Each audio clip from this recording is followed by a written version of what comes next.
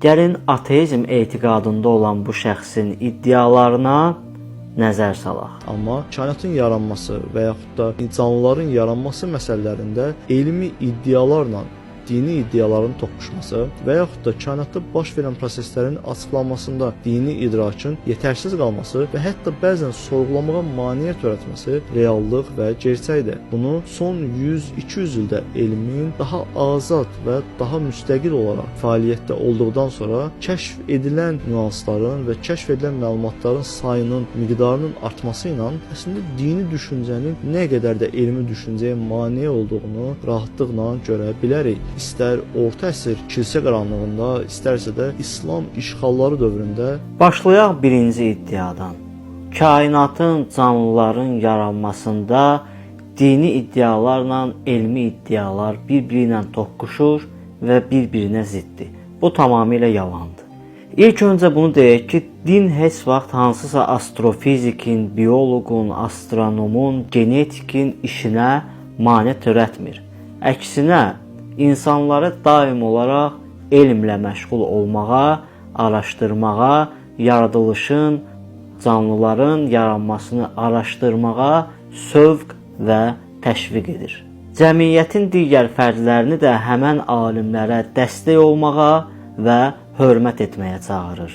İnsanlığa xeyri olan, xidməti olan hər bir iş, dini iş və müqəddəs iş hesab olunur. Əgər məsələn Big Bang nəzəriyyəsi həqiqətdirsə və doğrudan da elmi bir faktdırsa, o zaman mən bir dindar kimi bu faktı təbii ki qəbul etməliyəm və qəbul etdiyim bu fakt mənim dini inancıma heç bir ziddiyyət təşkil etmir. Sən deyirsən ki, birdən nəsə oldu, partladı və yarandı. Mən də deyirəm ki, ol dedi, oldu. Burada nəsə ziddiyyət var. Sənin o inandığın partlayış həqiqətdirsə, mən də deyirəm ki, onu partladan mənim inandığım yaradandır. Və yaxud təkamül nəzəriyyəsini qəbul etməyim ki, bir çox İslam mütəfəkkiri bu nəzəriyyənin bəzi aspektlərini çıxmaq şərti ilə qəbul edirlər, mənim inancıma heç bir ziddiyyət təşkil etmir. Sən insanın hansısa primatdan əmələ gəldiyini iddia edirsənsə, mənim dinim də bütün canlıların sudan yarandığını deyir. Burada ziddiyyət nədədir? Bəzi elmi iddialar sübut olunmayıb deyə onu qəbul etməməyimiz bu o demək deyil ki, elm və din toqquşur. Belə demək, elmsizlik və insafsızlığın göstəricisidir. Gəldik ikinci iddiaya. Kainatda baş verən proseslərin izahında dini iddialar yetərsizdir və din çox vaxt elmə mane olur ki, elm nələrisə sorğulasın. Bu da çox yersiz bir iddiadır. Şəxsin belə deməyindən görünür ki, bu şəxs ya dinin çatdırdığı mesajı yanlış anlayıb, yaxud da yanlış anlamaq istəyib. İlk öncə bunu bilmək lazımdır ki, din insanın sağlam şəkildə, düşüncəli şəkildə, əxlaqlı şəkildə, düzənli şəkildə yaşaması üçün gələn bir konsepsiyadır. Din və dini mesajlar həmişə insanları, cəmiyyəti təşviq edir ki, elmli ol, hər bir sahədə elm öyrən və alimlərə hörmət et, onları uca tut. Hətta Allaha inanmaq məsələsinə gələndə də din deyir ki, əvvəl sorğula, araşdır, ondan sonra qəbul et. Din özünü sorğulamağa çağırırsa insanları, necə başqa şeyi sorğulamağa mane ola bilər?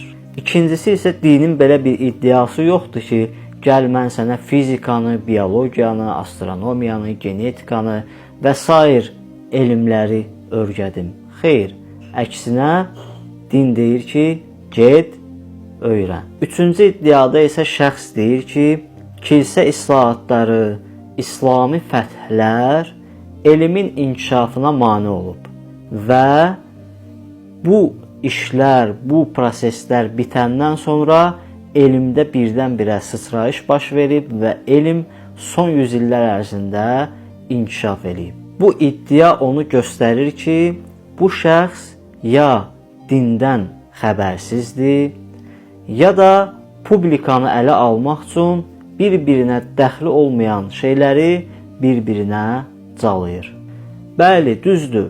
Kilsə onun zülmləri, inkvizisiya məhkəmələri, səlib yürüşləri və yaxud İslami fəthlər, bunlar hamısı elmin inkişafına təbii ki, mane olub.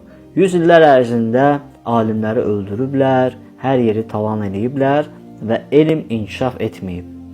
Amma kim sizə dedi ki, kilsənin bu islahatları, bu cinayətləri Həzrəti İsa'nın dedikləri idi və yaxud cinayətkar xəlifələrin törətdiyi qətillər, fəthlər, qırğınlar Həzrəti Muhammedin təlimləri idi.